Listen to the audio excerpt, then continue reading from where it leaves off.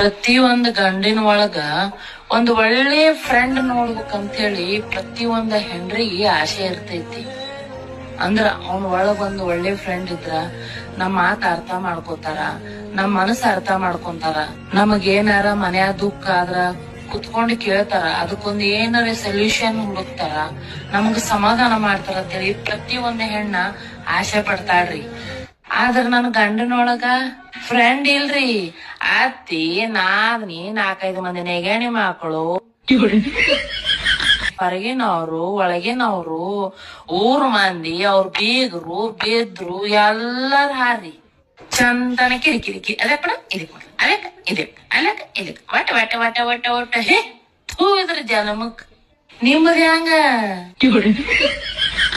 ಖರೇವ ಒಳಗ ಮನಸ್ಸಲ್ಲ ಆಗ್ನಾರ ಯಾಕಾಗ ನಡೆ ಖರೇನಿ.